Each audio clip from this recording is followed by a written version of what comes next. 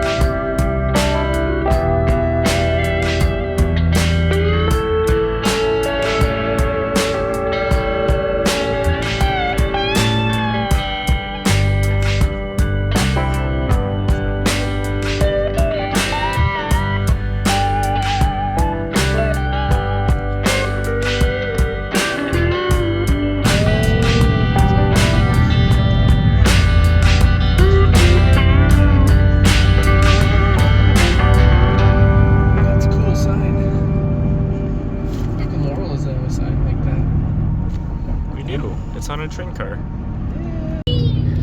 Whoa, hello. I think that was close. All right, we got a buggy. Leaving.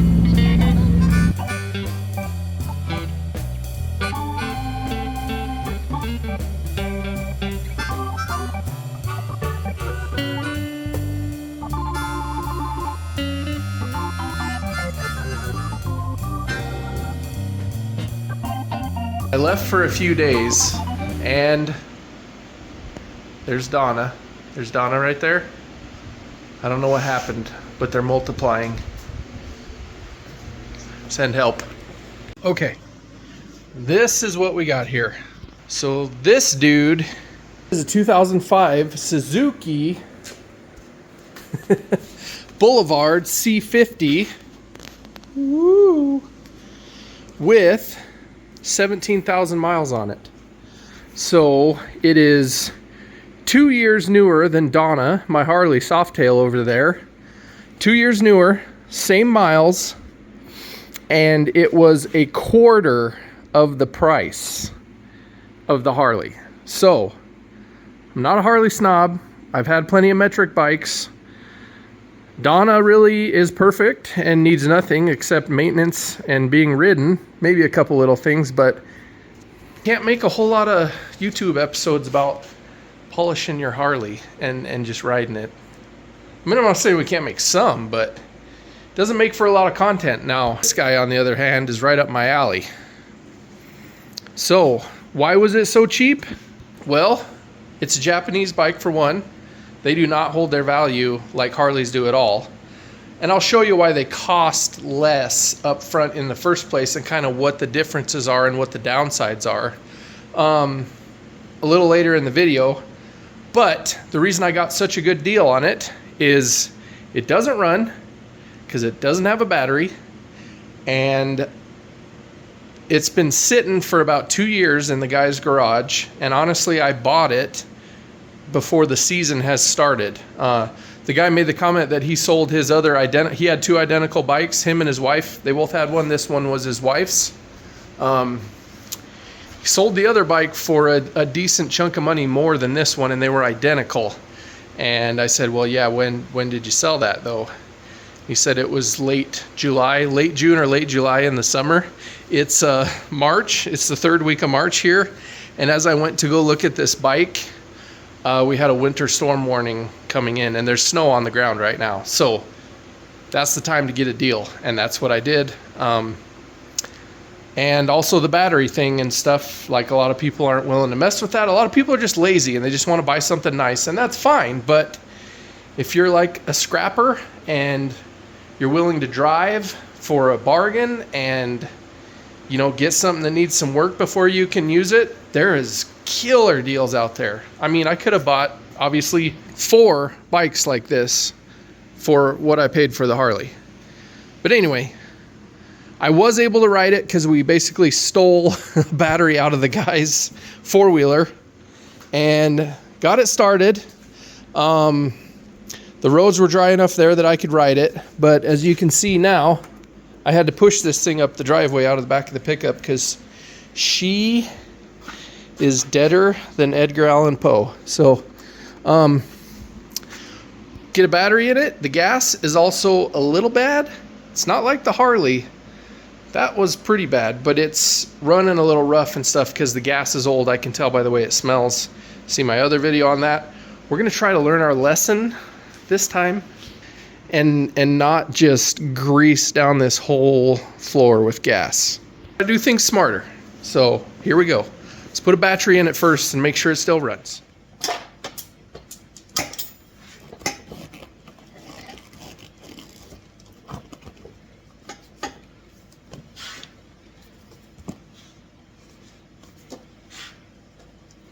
Okay, what now? Would you... Okay.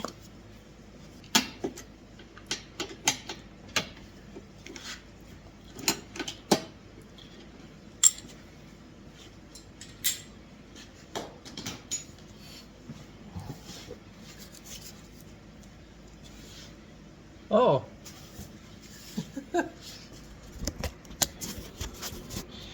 Looks like there was critters in there at 1.2. Like I said, this thing's been sitting about 2 years. So, I mean, technically this is a revival. This is the motorcycle revival. I got a Super Start from O'Reilly's because it was the cheapest AGM battery in town. This takes a YTX12, but I think ETX12, BTX12, they're all the same. Most cheaper batteries, most cheaper motorcycle batteries. That's a real booger. Most cheaper motorcycle batteries, a regular lead acid flooded cell battery, you have to fill them with the juice and then charge them. Didn't want to mess with all of that, so I like AGM batteries. They are a little bit more. That was about $100. I mean, I could have got a really cheap like lead acid battery off of Amazon and probably got it for $40, $30. But I like AGMs, especially on stuff that sits, because they really hold their charge well. And that's just my experience. That's not even how they advertise them, but they hold their charge better. And they deliver more cranking amps at cold temperatures and such. So I'm gonna vacuum this, bring it back.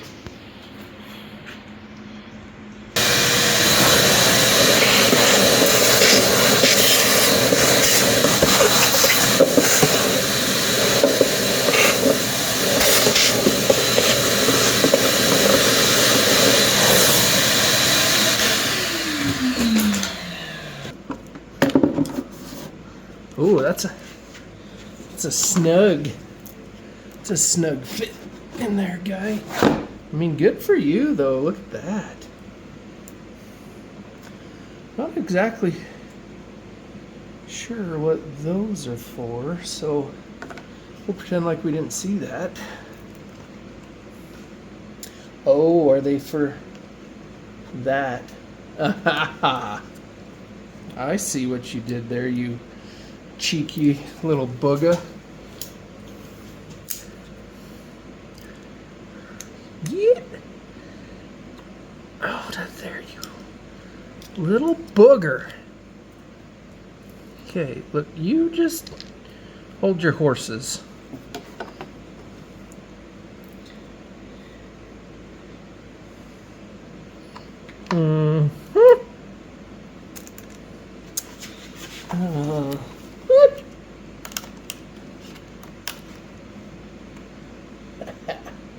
Seen a thing or two. I've seen a thing or two because I know a thing or two.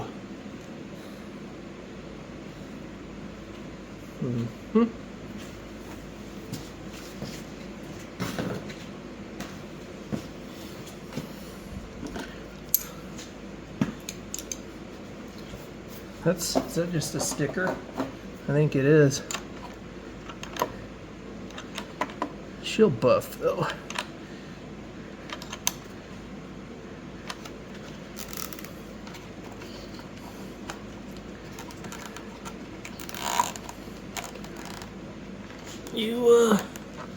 Yeah, that's fine.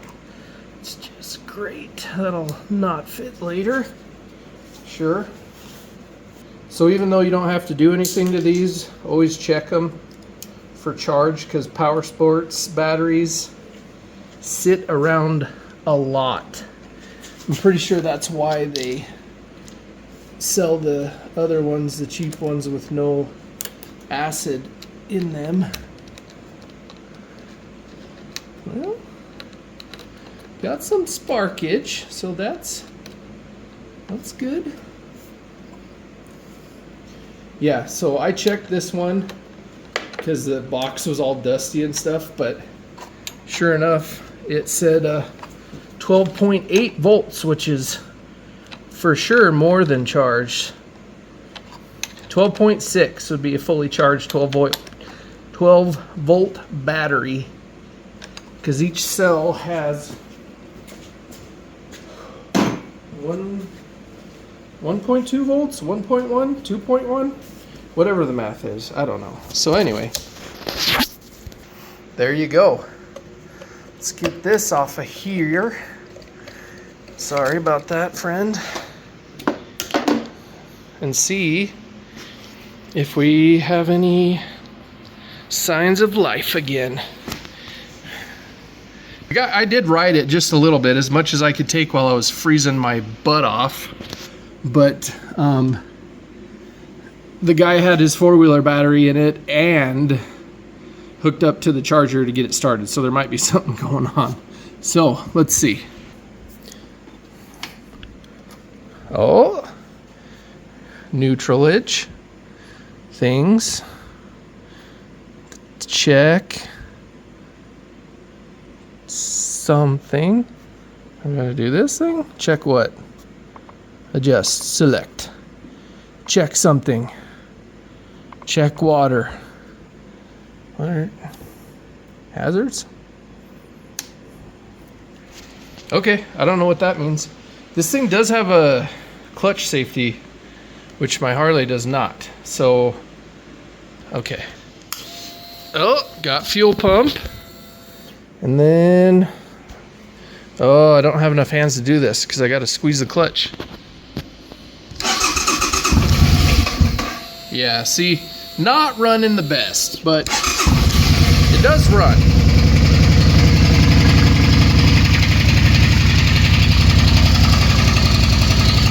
Got a bit of a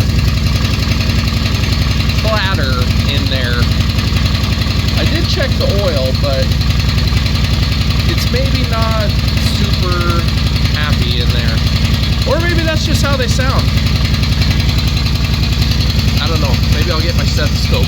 Anyway, well, she still runs. It was spitting and sputtering a little bit, so let's try to do draining the gas a little bit smarter. I got gas in my jug, and I have fuel system cleaner because I only use a little bit in the Harley. We'll put a little bit in this too, and tomorrow we'll do some more stuff and maybe start knocking the ugly off of this thing. Okay, let's get us a sniff here so where you guys can see. Oh, it smells like pickle juice and onions. And kind of looks like pickle juice too. I hope there's no rust in there. Great. Okay, this is definitely a better plan. It looks like green. It's just siphon feeding after I pumped it a little bit, which is going to be great until it's time to switch.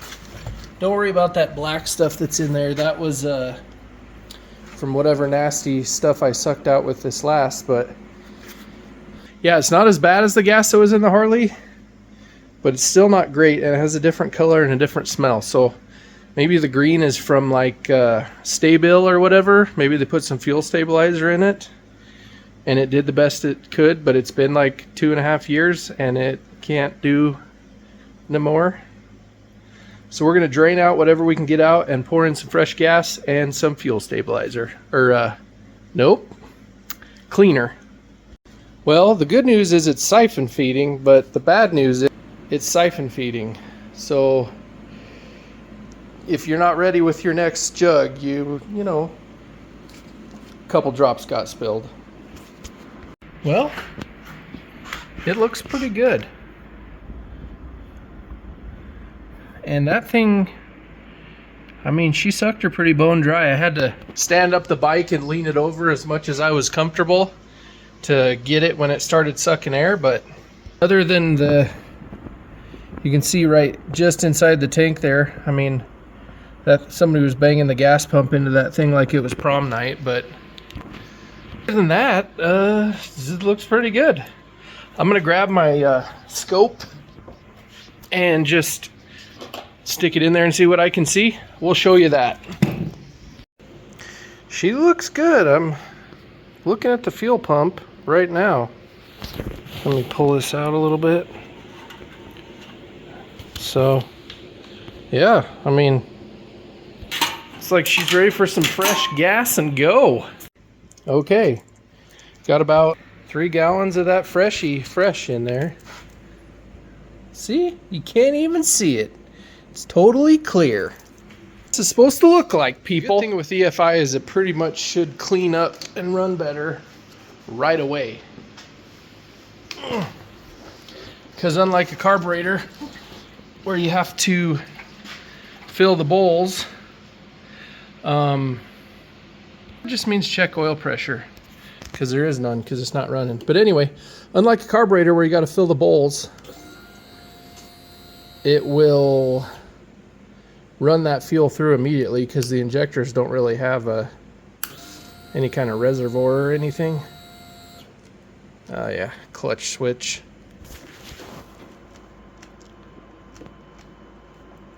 And sometimes it's okay if you don't do the clutch switch. Look, friend.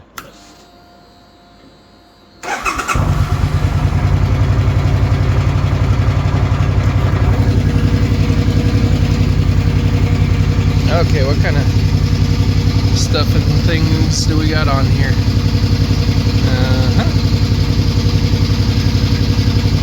What's adjust? Adjust. Probably for the clock?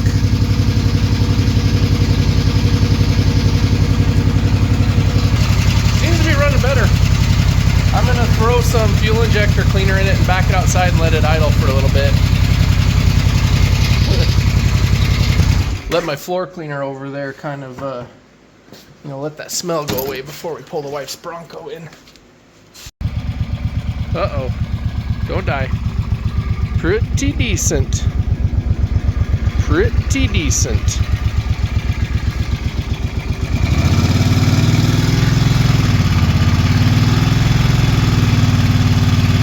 Okay, so let's say you want to build a custom bike out of a cheap metric cruiser because you don't have Harley money.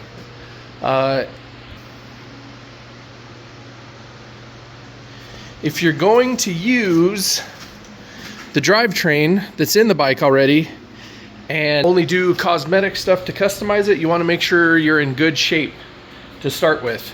So what I've done is I put a new battery in it because it didn't have one. Had to borrow one to test ride it. And I put fresh gas in it because the gas was bad once again. I'm now getting a collection of bad gas sitting around.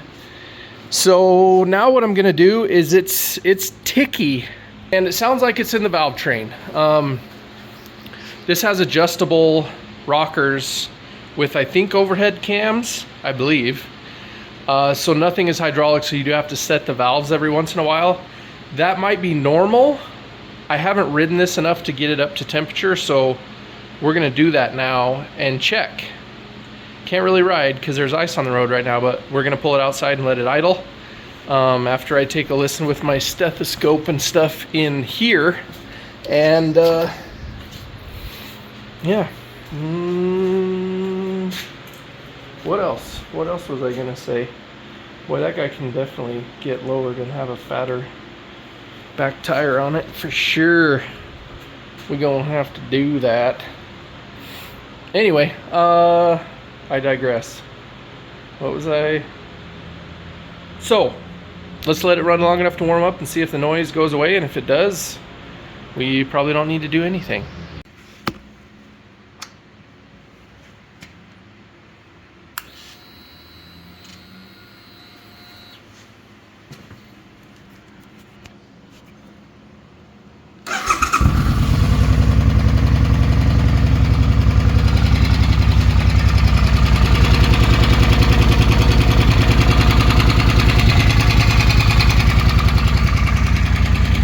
Okay, this is cold. Okay, well, it's been running for about 10 minutes and the noise has definitely changed. You can see she's warm.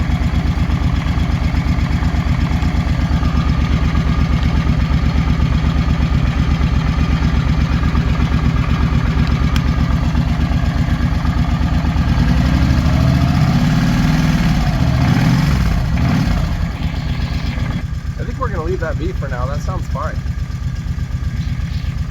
Also, I should tell you, don't be an idiot and run stuff in the garage, but this garage has more holes in it than an FBI investigation of the Clintons, so I'm just gonna run it for a minute and I'm not worried about it. Okay, I'm in the shop with Roni and we have put the bike back exactly how it was when I went and looked at it and test rode it.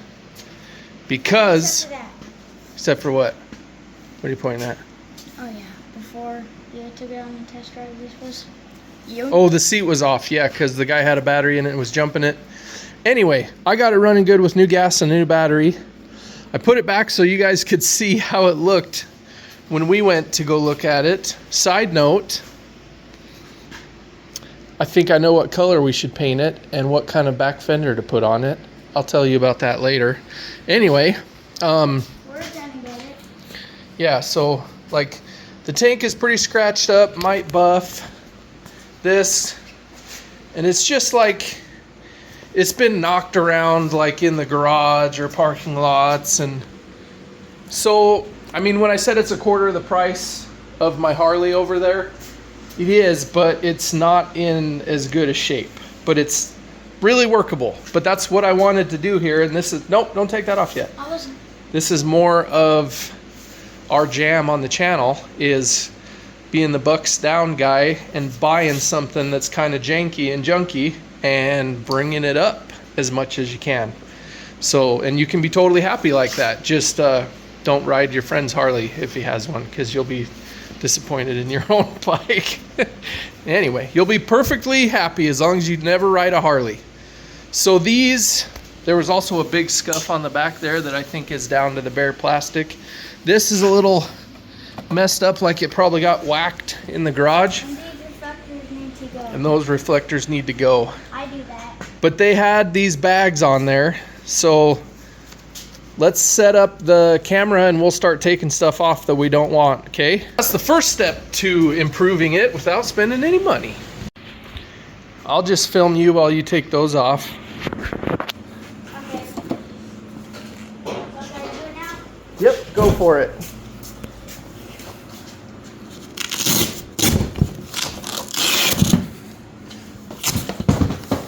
You sure these are empty?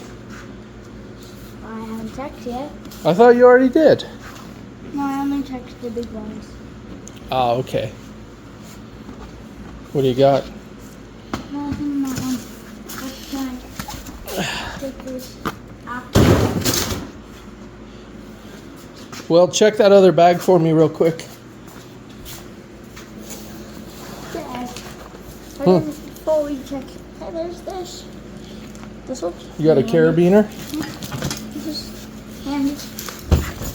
This actually, like, you checked all of these ones though, right? Yeah, but the other one, that one that you threw over there. Yeah. You get to check all the things. You just did, didn't you? There was two zips. That one I'm actually going to hang on to. That might be handy on a road trip. Yeah. Clear?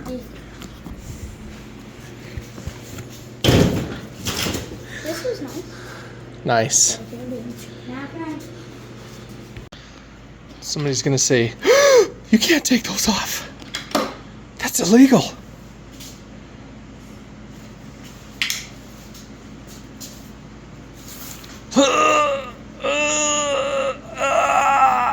Got it.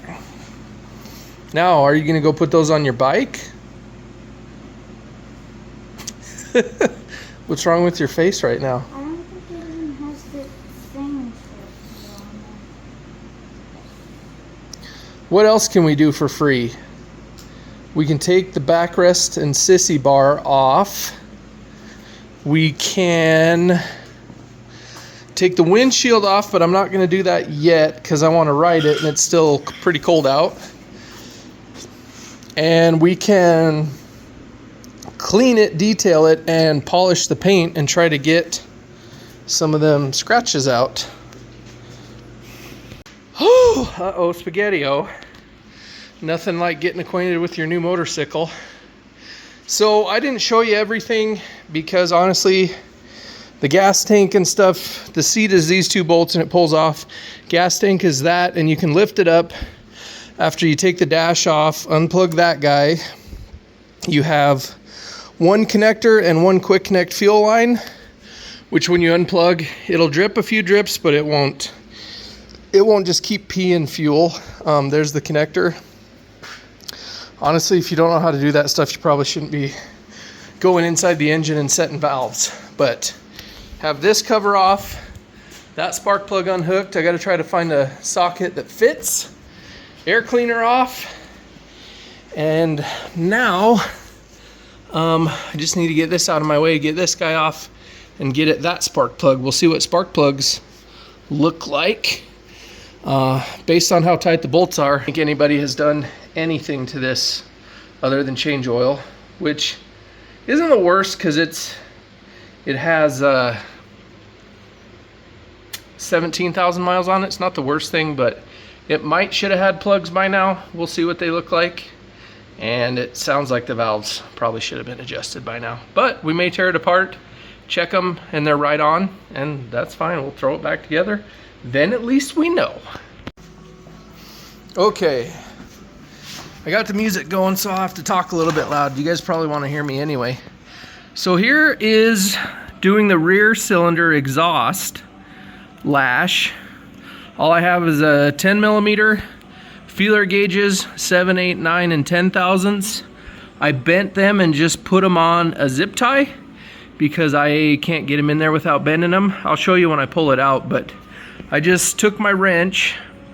There was lash, but it was actually a little tight, which I've heard from others. So I'm setting it to 8, which is right in the middle of the range. So I just loosened the lock nut and I was able to turn the little adjuster just with my finger, because once the lock nut's loose, there's no tension on it. And I've got my 8 thousandths feeler gauge in there now. So you take that plug out there to be able to turn it, and you're only supposed to turn it counterclockwise. And then here, see if I can Not sure if you can see that, but that's the mark for the rear cylinder. Rear top dead center is what RT means, and the line is supposed to be right in the middle of that hole. So I turned the engine over till it was there, went to the exhaust rockers and verified that I did have lash on them. I could move them just a little bit. So the best way I could find with my feeler gauge is around the front, because you want to feel how it slips in and out of there. So now to get it out, I gotta swivel it around the front and pull and wiggle it out. So this is how I bent my 7, 8, 9 feeler gauges. I'll make another one of these guys with the, I think 3 to 5 is what the front gets. But you can see, let's see if I can wedge this guy in there. Yep, that's fine, that's great. Just wanted to show you that. So they should be able to move a little bit. If they're totally tight, they're set wrong, or they're or the engine's not at top dead center and it's trying to actually open the valves. I've heard from several people that you end up backing them off. That's the way it was on my 06 Shadow also, that I bought brand new. It was 06 or 07. My theory on that is that on a very, very microscopic level, the valve is hammering itself up into the valve seat a little bit. Not enough to worry about, but enough that it takes up that lash a little bit on that adjuster. You would think they would be loose from wear, but that one was tight. It was a real tight 7. I did not like it. Like, I could barely cram the 7 in there and it would drag real hard. So I just set it to 8. So now let's do the intake on the front of the rear cylinder. Intake side on the front cylinder, I ended up pulling the throttle body off and just laying it over here so the throttle cables are still hooked up. I just unhooked all the electrical from it. You can see the fuel hose is still hanging. It's a cute little guy. Look at that cute little injector. Anyway, I just wanted to show you that gives you way better access to the intake side. And this is what, if I can position my flashlight, this is a 4/1000 feeler. And this, I'm trying to show you what light drag will look like.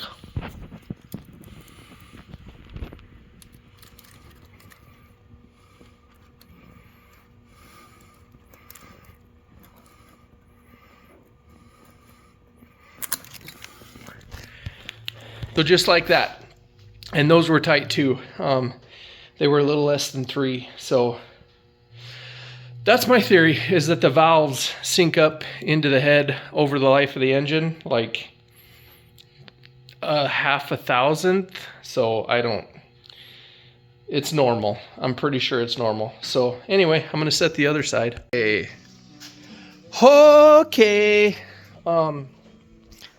So the front one, intake, I just did pretty easy with the throttle body all out of the way. Didn't film any of it. It's just like the rear. But what I did do different on this one was I checked it beforehand just to see where it was at. You guys want to guess? Want to guess? It was right at 0.002 on the front intake. So 1 thou too tight. I ended up loosening it 0.002, so it's at 4 like the other intakes, so it'll be right in the middle of the range. So hopefully it'll go, I don't know, another 17,000 miles before it needs adjusted again. It's really not that bad of a job. I thought it was going to be worse than it is looking at videos, but I will say my back is not happy. I got a motorcycle lift on the way, just the jack kind. And I need to get an actual one. Let me know in the comments if you know if that's why the clearances tighten up. Is it because the valve seat, the valve is sinking up into the valve seat or the head so the stem gets up higher, or is it something else? Okay, so there is exhaust on the front done.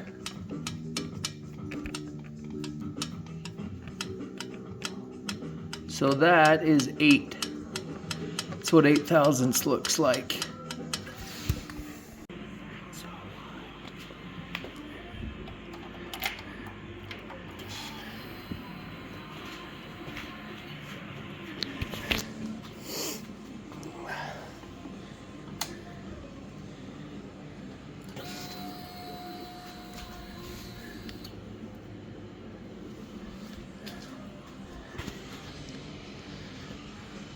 Are we good?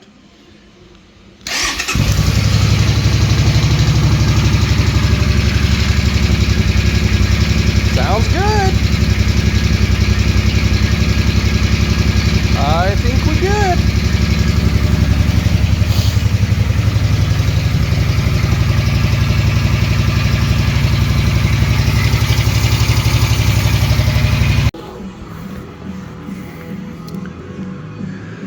Pretty black. She probably hasn't been changed in a few years. Oil filter's right there. So oil change is one thing that's easier on this bike than the Harley. Probably nothing else is.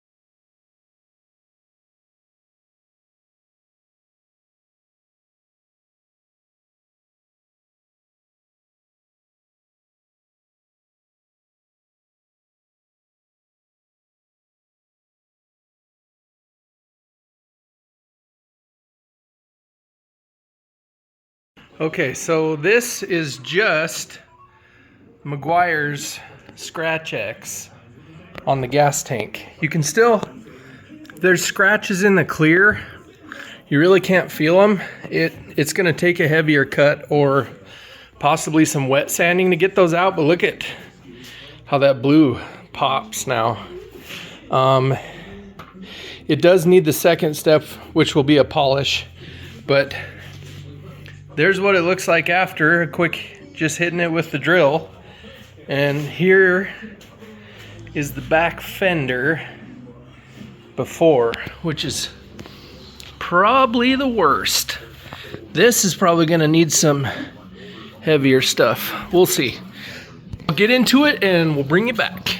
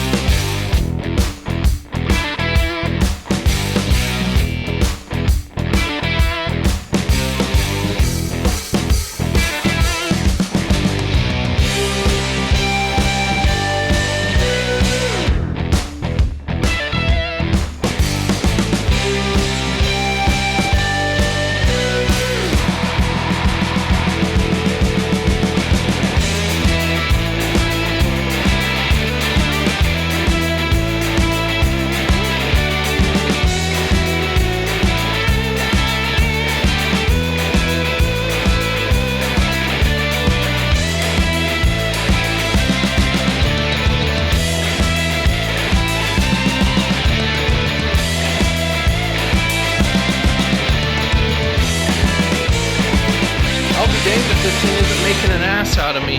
Look at that. I was sure that it really was gonna need repainted to look sharp. We'll see. We'll see about this guy. Those. Now that's bare metal. That's a nasty scrape. That ain't coming out. So, but we'll see what we can do here. Oh yeah, that also not coming out. Man, I'm sweaty. You guys, I think I'm gonna have to eat some words here. This is step one. So there's that bare plastic spot. These are plastic fenders, but oh my Lord. Look at this thing. I'm just gonna injure myself.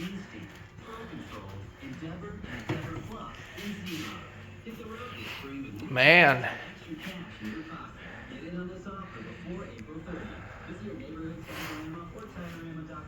First step. So just a scratch remover, not even the polish, and I haven't even hit the chrome yet.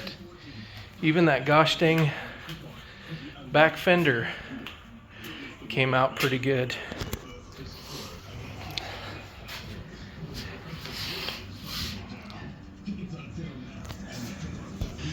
Dang it! I had a whole plan and everything. Gosh damn it.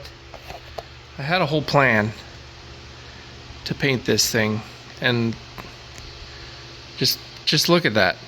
Would you just look at it? It's beautiful. This paint is pretty beautiful and is tougher than I really thought it would be.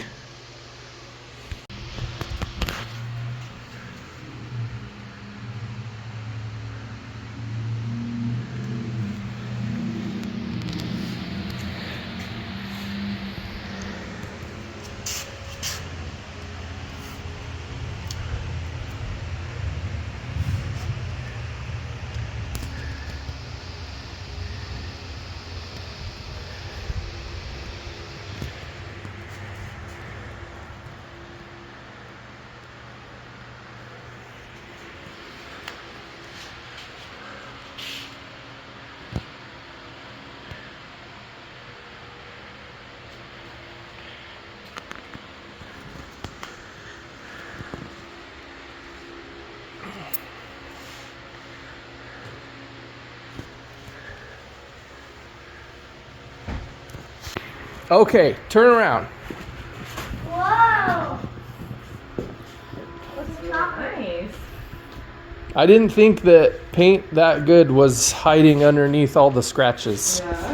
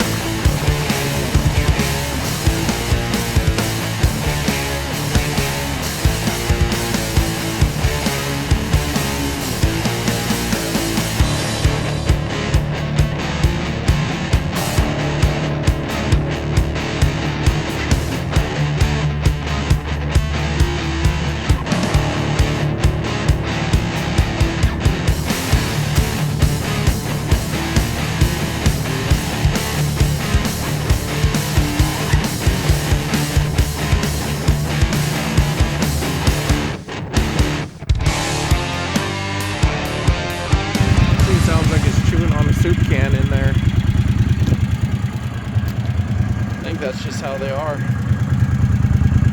Man, I cannot believe how slicked up this thing is. That taillight still needs to go, absolutely. The whole front porch boathouse situation going on there.